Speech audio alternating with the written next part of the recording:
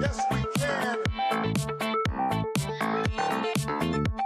¡Que viva el pueblo grosso! ¡Que viva todos!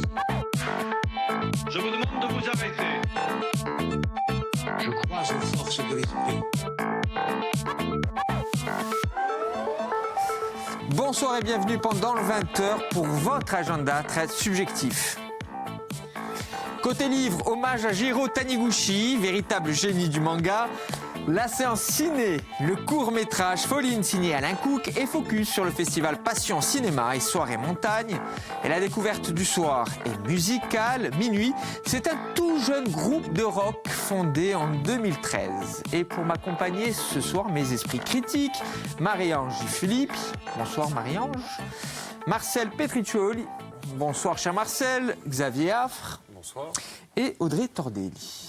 Bienvenue à vous tous, chers amis. On va commencer, comme tous les vendredis, par le livre et un hommage à Jiro Taniguchi, le roi du manga décédé le 11 février dernier, mon cher Marcel. Et peut-être le plus connu des mangaka en Europe. Je ne dis pas le plus grand mangaka, je dis le plus connu. Parce qu'il avait un style qui faisait une synthèse entre la BD européenne et la BD japonaise, qui sont un seul et même art. Mais lui, il a réussi à synthétiser les deux.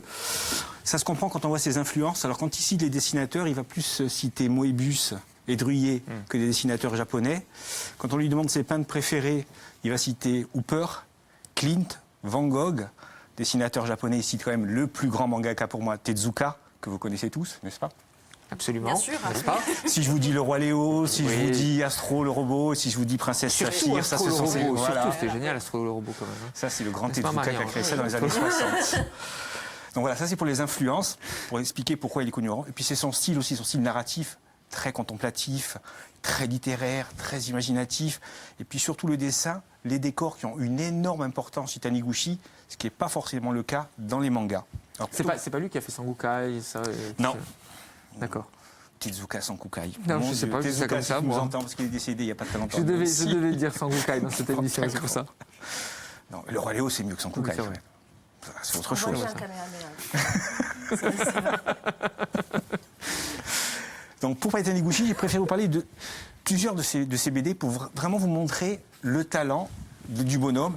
Et la première que j'ai choisie, c'est Kenze no Sho. C'est une BD qui se passe au XVe siècle au Japon pour montrer qu'il a aussi touché à l'histoire. C'est une BD de samouraï avec une histoire de livre qui a été volée par un ninja blanc. Il y a Les Gardiens du Louvre qui est sorti il n'y a pas très longtemps chez Futuropolis, où là c'est le regard de Taniguchi sur la culture française. Chez Xavier l'a lu. En fait, ça fait partie d'une collection. Le Louvre demande à plusieurs dessinateurs de dessiner quelque chose sur le Louvre. Ils ont carte blanche et Taniguchi a fait celui-ci. Il y a une qui est très importante chez Taniguchi, ça s'appelle L'homme qui marche, c'est Casterman. En fait, cette BD, elle est précurseur de ses œuvres, précursrice de ses œuvres les plus connues. Ah, mais on va les montrer, allez. Le plus connu de Taniguchi, c'est Quartier lointain, bien sûr, et Le journal de mon père. Ça, hein. Ça, c'est vraiment sa première BD très, très contemplatif. En fait, c'est un homme qui marche dans la rue et qui s'émerveille de tous les petits riens qui font notre quotidien. Donc on est vraiment dans la contemplation pure. On s'ennuie grave, quoi. Pas du tout. Non, c'est ça qui est fantastique. Pas comme dans les films que présente Xavier. On s'ennuie pas. On va montrer le dessin. Après, il y a Tomoji qui vient de sortir chez Rue de Sèvres. C'est une biographie historique, ça c'est Marie-Ange qui l'a. Et en fait, ça raconte l'histoire d'une toute jeune fille qui va créer une branche du bouddhisme. Et c'est absolument fabuleux, on apprend plein de choses sur l'histoire du Japon. Et après, il y a une autre œuvre Taniguchi en 5 tomes qui s'appelle Le sommet des dieux. Alors ça s'adresse à tous ceux qui aiment la montagne.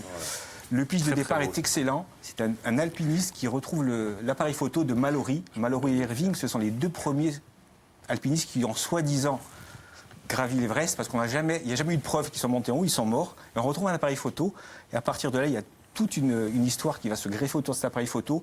J'ai fait lire ce bouquin à des montagnards qui a détesté le manga. Ils ont lu la série complète.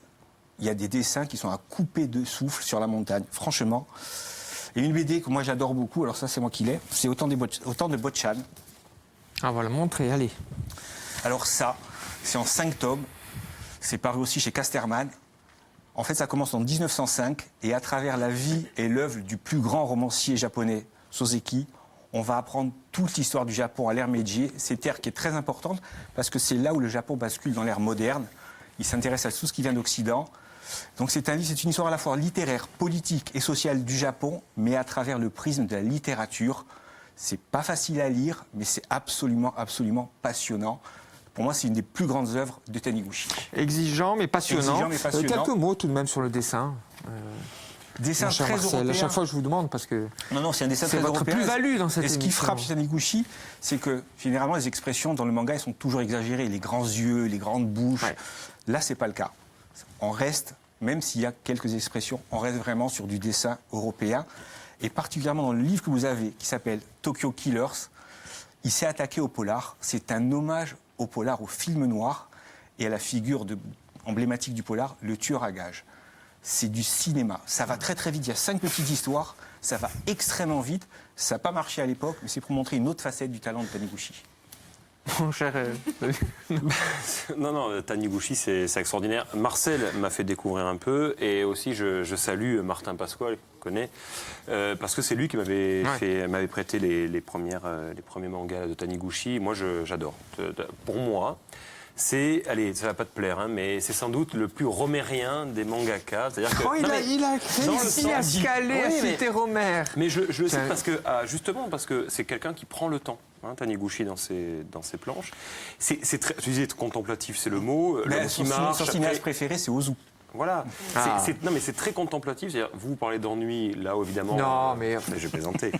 Vous plaisantiez, bien sûr. Mais voilà, mais non, mais c'est très beau. Il y a le souci du détail. Moi, celle que je préfère, c'est le journal de mon père. Qui m'a fait pleurer parce que c'est magnifique. C'est un homme qui redécouvre son père avec lequel il s'était éloigné et il le redécouvre à travers son journal. Ouais, au moment de l'enterrement de son père, il récupère un journal, il le lit et il redécouvre et voit son père sous un jour un peu différent. Il comprend des choses qu'il ne comprenait pas. Et moi, j'avais été bouleversé par ce livre qui est... Et on comprend aussi en grande partie la culture japonaise. Il y a toujours aussi c'est Taniguchi, il nous explique vraiment la culture japonaise. Quand on lit Taniguchi, on comprend le Japon. Et l'alimentation. Oui. Parce qu'il a fait un livre qui s'appelle Le Gourmet Solitaire, où voilà, si vous voulez savoir tous des plats japonais, vous avez un homme qui fait que rentrer dans des restaurants et qui mange. Alors Marie-Ange, vous qui étiez amoureuse enfant de Sangoku, est-ce que vous avez aimé Surtout de Pégase, quand j'étais petite. Ah oui. Ouais. Mais écoutez, moi j'étais complètement étrangère à cet univers-là. Enfin, les mangas, c'est pas vraiment mon domaine. Mais j'ai découvert ça avec plaisir. Et c'est surtout cette dualité justement entre le dessin européen et tout l'art du manga quand même qui est jugé du Japon qui m'a plu. Et c'est effectivement très très littéraire, contrairement aux clichés des mangas qu'on peut avoir. Et je me suis plongée dedans et j'ai beaucoup appris. J'en ai feuilleté plein, notamment L'homme qui marche, j'ai commencé par là. Et très bon choix. Je me suis surprise à aimer cet univers-là. Celui-ci fait l'unanimité ici, hein, L'homme qui marche. Hein. Audrey. Oui, alors je ne connaissais pas rien comme Marie-Ange, je ne connaissais pas du tout, mais alors c'est une très bonne découverte.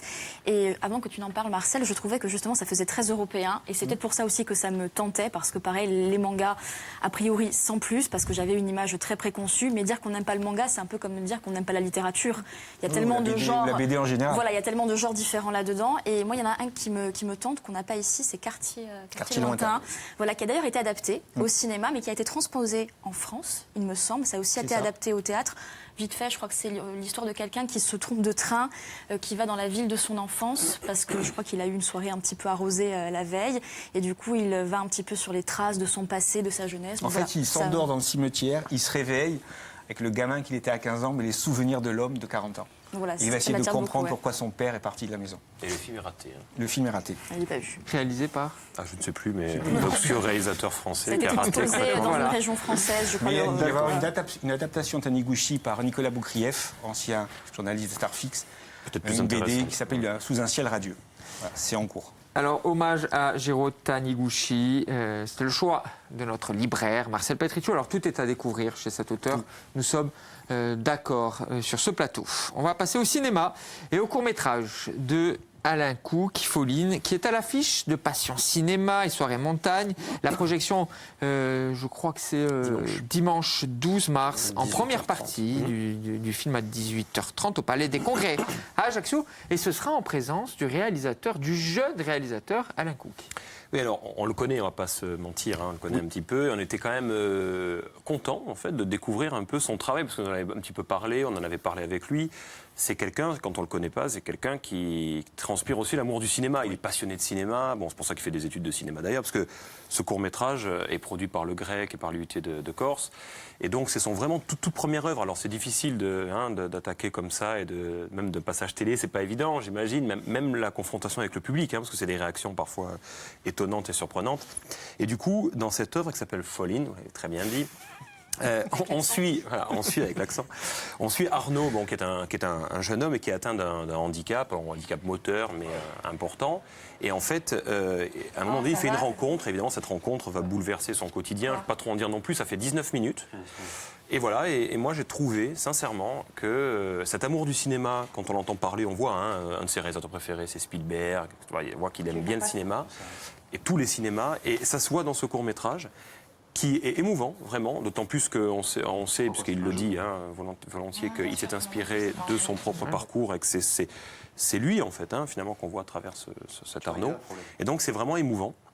Il y a quelque chose, déjà. Il y a déjà quelque chose dans ce film. Voilà, donc je trouve ça touchant, émouvant.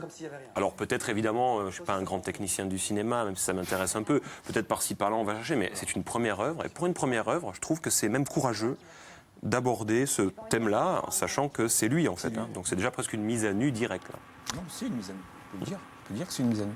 Ouais. Émouvant, touchant, puis je trouve qu'il y a aussi de l'humour. Oui. Il y a pas mal d'humour. Oui. Je reproche souvent qu'il n'y a pas beaucoup d'humour dans les courts-métrages corses. Là, il y a de l'humour, il y a de l'autodérision, il y a beaucoup d'autodérision. Puis voilà, il y a même plein de références à ce qu'il aime aussi, même la musique. Je vous laisse aller découvrir les petites références qui partent, qui est un petit peu à droite et à gauche. Non, touché, émouvant, voilà. C'est un grand passionné aussi de Sergio Leone. Oui, non, mais il a des goûts très, très éclectiques. Et en plus, on n'a pas cité présence d'un acteur il y a une scène qui pour moi est fascinante, c'est manger des pistaches. Tu manges des pistaches comme personne d'autre. On est obligé de le citer, c'est Toussaint Martinet. C'est-il inspiré de quelqu'un? Voilà, je ne sais pas qui est ce... Non, je ne vois pas de qui vous parlez. Je trouve fascinant quand il lui parle et en mangeant les pistaches. Moi, j'en ai partout. Là, c'est extraordinaire. Américaine. J'ai adoré. Je ne m'attendais pas à ça. J'ai trouvé l'acteur très touchant, très mignon, Je trouve toujours les acteurs mignons. C'est ridicule. C'est ridicule au bout d'un moment. Daniel Di Grazia. Non, mais sérieusement... J'ai trouvé qu'il y avait une émotion particulière et c'est très dur, je trouve, pour des jeunes acteurs. En plus, je ne pense pas qu'ils en soient à leur 100e film, de faire passer des moments d'intimité comme ça. J'ai bien aimé les musiques, la BO notamment avec les Casablanca Drivers, le Shore excellente, excellente chanson que j'adore, ça allait très très bien dessus. Et je me suis régalée. J'ai trouvé la fin trop abrupte. J'avais envie d'en voir plus. 19 minutes, c'était un peu court. Et j'étais juste un petit peu frustrée à la fin. Mais les 19 minutes, je me suis régalée. Et peut-être pour petite précision, les 19 minutes, je pense, sans doute, sont liées au format ou imposé ou par l'IUT, je pense. Audrey. Non, mais c'était très prometteur. Moi, j'ai trouvé effectivement, je connaissais pas du tout ce jeune réalisateur. J'ai beaucoup aimé. C'est son premier film, on rappelle. C'est son premier film. J'ai beaucoup aimé la relation amoureuse qui naissait justement avec la serveuse du bar-restaurant. Et c'est vrai, je te rejoins, Marie-Ange, à nouveau. Il y avait une petite frustration parce que finalement, on rentre dans l'histoire de suite et on a envie d'en savoir plus. On a envie un petit peu d'aller plus loin avec ces deux personnes. Et moi, je trouve, en 19 minutes, les personnages sont bien traités, c'est posé de suite, c'est bien filmé. Parce que souvent, ça peut être un peu bancal. Je trouve que pour un premier film, la lumière est là, le cadre est là, c'est bien filmé. Donc, je pense que j'ai hâte de voir son prochain. Il instaure une atmosphère dans son film. C'est ça qui est Et effectivement, comme tu dis, c'est pas évident d'avoir ce recul nécessaire pour traiter cinématographiquement quelque chose qui est de l'ordre de l'autobiographie, donc quelque chose qui le touche personnellement. Et j'ai bien envie de le voir dans un autre. Du coup, ce que vous dites, c'est preuve que c'est une réussite parce que c'est-à-dire qu'on a envie d'en voir plus et de voir autre chose très vite. Donc. Alain Cook, qui est un réalisateur véritablement cinéphile, c'est important de le dire. La discussion. On n'est pas toujours d'accord, du reste d'ailleurs, avec les films, comme avec beaucoup d'entre vous, évidemment. Mais voilà. Je sais qu'il aime le cinéma. Falling, alors ce sera diffusé en projection le dimanche 12 mars, en première partie, à 18h30 au Palais des Congrès, à Ajaccio, et ce sera en présence du réalisateur d'Alain Cook. Alors on va continuer avec Passion Cinéma et soirée montagne. Ça se passe du 10 au 14 mars, jusqu'au 14 mars, au Palais des Congrès à Ajaccio. Renseignements sur le site internet ciné2000ajaccio.com. Plusieurs films, mon cher Je me suis un petit peu plaisir, j'ai pris de l'asiatique, hein, je vous le dis de suite. J'étais un peu frustré, il fait quelques temps qu'on n'en avait pas trop parlé. Mais c'est qu'il est content. Donc, oui, non, alors je vous l'ai signalé déjà. Alors c'est une projection matinale, mais bon, des fois on a mal, mais des fois on peut se réveiller plutôt bien. C'est demain matin. À 10h, un film qui s'appelle Harmonium, de Koji Fukada. Alors c'est un réalisateur, bien sûr, dont on n'a jamais parlé. Encore un cinéaste romérien dans l'âme, hein, d'ailleurs. Mais cet Harmonium est intéressant. Prix du jury à un certain regard cette année à Cannes. 2 fois. 3 fois, parce que c'est l'implosion d'une famille. Ce qui est intéressant dans le film, c'est que ça casse un peu les codes de la famille traditionnelle japonaise, vous savez, cette union autour de la famille. Là, ça vole en éclats littéralement. Alors, pas trop en révéler, mais c'est un film fort et c'est un film troublant. Voilà, donc c'est vraiment quelque chose à découvrir. On va rappeler la date de... Alors c'est demain 10h. Et puis après, alors j'ai sélectionné, avant de parler encore de l'Asie, je voulais juste dire un mot de félicité d'Alain Gomis, cinéaste qui avait fait un film en Afrique qui s'appelait Aujourd'hui, qui est un cinéma... Alors là aussi, c'est pas toujours facile d'accès, c'est un peu contemplatif. Hein. Je ne suis pas en train de vous parler évidemment des gros films américains ni rien. Mais c'est vraiment un très beau portrait de femme, une femme qui se bat pour son fils qui a eu un accident de moto. Ça a été récompensé il n'y a pas très longtemps à Berlin d'un ours d'argent. Bon, les prix, on sait des fois ce que ça vaut. Marcel, je te rejoins là-dessus. Mais en tout cas, il faut y aller pour ce style et pour le style du réalisateur. Et puis... moi, j'ai envie d'évoquer James Gray, qui est sans doute, à mon avis, hein, l'un des meilleurs films avec Le secret de la chambre noire de Kiyoshi Kurosawa, qui sera projeté aussi. Mais le James Gray, c'est lundi soir à 21h. À mon avis, c'est un avant-première, c'est à ne pas rater. Le film s'appelle The Lost City of Z. On entend parler de ce projet depuis au moins 10 ans. Je m'étais dit, James Gray s'est perdu dans les forêts d'Amazonie ou dans les forêts africaines dans son film d'aventure. Pas du tout. Et les premières critiques qui viennent de tomber, donc ça parle d'un vrai explorateur anglais, si je ne me trompe pas. C'est ça. Et les premières critiques qui viennent de tomber sont dithyrambiques. Bon, tout ce que fait James Gray, de toute façon, cet homme a des mains en or. Il n'a pas raté un film pour l'instant, à mon sens. Peut-être vous vous rappelez, Two Lovers, La nuit nous appartient, The Yards, Little Odessa. The Yards. Difficile de chercher un film qui soit raté. Et là, visiblement, son film d'aventure est une belle réussite. Et donc, c'est vraiment, j'allais dire, un événement de paraté. Quelques images. Tout à fait. Ah, je me suis venu avec, dans mon sac. Elles sont là. To dream, to seek the unknown, to look for what is beautiful is its own reward. A man's reach should exceed his grasp. Or what's a heaven for? You are the explorer? Give me a hand. I wish to find a lost city. What you seek is far greater than you ever imagined. It is your destiny. We'll not know you when you return. I know this is a sacrifice for all of us. The environment's brutally difficult. The journey may well mean your life, but you could reclaim your family name. Ain't nobody comes back from up there. But we've never let fear determine our future. What did you hope to achieve out here?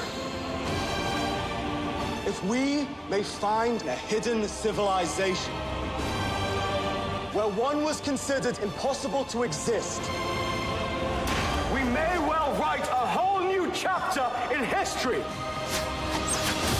I call it Z. It is there, and we must find it.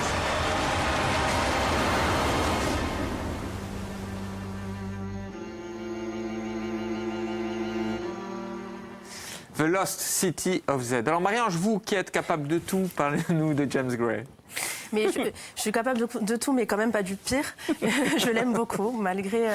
Enfin, on n'est souvent pas d'accord avec Xavier, mais je l'aime beaucoup. J'ai adoré The Yards et j'ai hâte de voir ce film. Hein, et j'irai même peut-être à la séance du matin voir le film dont tu as cité. Tu as raison, tu es courageux, tu seras récompensé. C'est à noter en VO. Je ne sais pas si j'ai envie de l'être. Par le film, évidemment. Oui, alors c'est en VO. Et juste, en fait, en vérifiant un peu mes notes quand même, parce que je suis un petit peu sérieux de temps en temps. Non, il est embauché pour aller cartographier les frontières, donc c'est bien en Amazonie, hein, entre Brésil et Bolivie. Voilà, donc ça se passe au début du XXe siècle. Les amis, à vous. Est-ce que la programmation, les amis, est-ce que la programmation de de notre Xavier. Sur vous James séduit? Gray, oui, bien sûr. Non, James Gray, je suis fan. C'est un des rares réalisateurs où on se rejoint d'ailleurs. Hein. Il n'y en a pas beaucoup, mais là, oui. Pour le coup, oui. Et je l'avais repéré dans la programmation parce que j'avais très envie de le voir. Alors, je ne savais pas encore qu'il était à Passion Cinéma. Donc là, je pense que j'y serai aussi parce que James Gray, tout simplement, tout ce qu'il a fait, c'est de l'or. Donc il n'y a pas de raison. Le film japonais, je suis moins sûr de me lever le matin pour les voir. Il y a un manga aussi, hein, dimanche. Your Name. On en a un petit peu parlé il n'y a pas très longtemps. Ou juste, c'est important de donner aussi la ligne éditoriale, même si parfois nous avons du mal à la comprendre, la ligne éditoriale. En fait, de cinéma. Oui, j'ai bien compris. Non, alors en fait, mon cher Philippe, elle est très simple. C'est une ouverture sur tous les cinémas. Bien avant l'existence de certains festivals qui sont venus après, et pendant ou en même temps que d'autres, l'objectif était de faire découvrir à l'époque à Ajaccio, parce que ça n'existait pas. Maintenant, il y a le festival du film anglais. Qui est très bon. Voilà, mais même russe, il y a eu pendant un moment. Donc ça, les films anglais, les films russes, Ciné 2000 ou Passion Cinéma les passaient depuis déjà pas mal de temps. Donc voilà, ça comblait un espèce de manque. Et puis vu les niveaux de cinéma de l'époque, c'était un peu légitime. Non, c'est vrai que ça a l'impression de partir dans tous les sens, mais en fait, parce que Passion Cinéma, le cinéma est pluriel. Bon, enfin, je ne vais pas faire un discours César, hein, c'est déjà assez ronflant. Mais voilà, le cinéma est pluriel, le cinéma c'est la vie, c'est le monde. Bon, enfin voilà.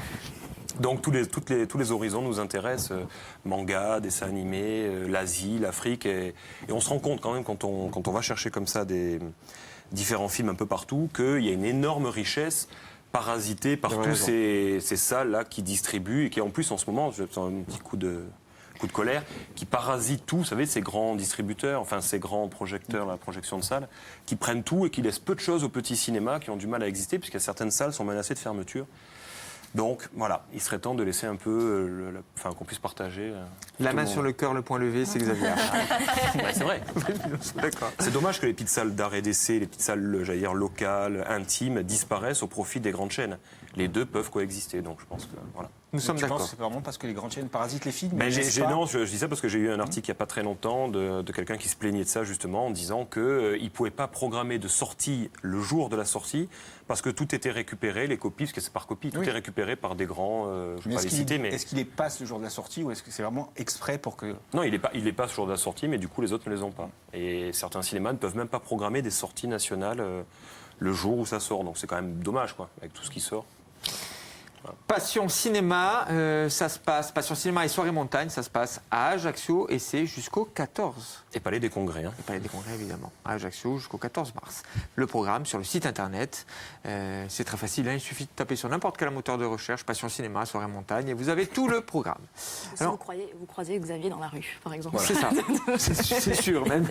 La découverte du soir, elle est musicale, elle est signée Audrey Tordel, et vous avez choisi de faire un focus sur Minuit. Oui. Fondé en 2013. 2013, donc groupe plutôt récent. Si je vous dis Simone Ringer et Raoul Chichin, peut-être que les patronymes vous disent quelque chose. Hein, non, voilà, pas du tout. Catherine Simone Catherine Fred peut-être, oui, les Rita Mitsuko, effectivement. Fille et fils d'eux. Alors on les attend un petit peu au tournant, évidemment, parce qu'on se dit, forcément, ils font de la musique. Alors ils ne sont pas en duo, ils sont 5. Pardonnez-moi, j'ai oublié le nom des autres qui les accompagnent. Quelle tristesse.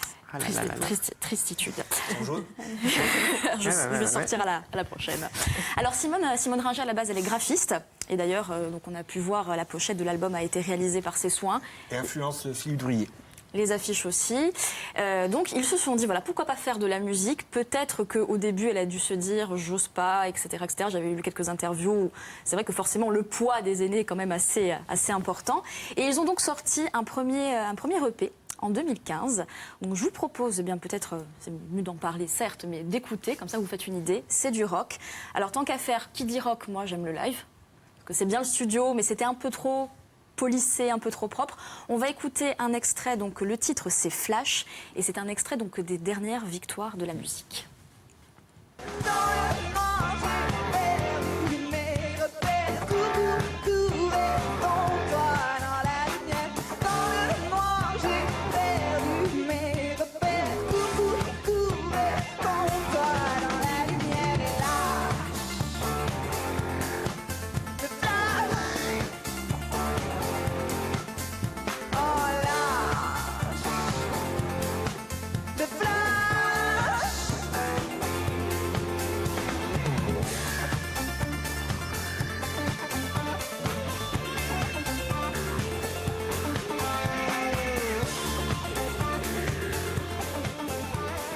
avec une belle robe moutarde signée Jean-Paul Gaultier.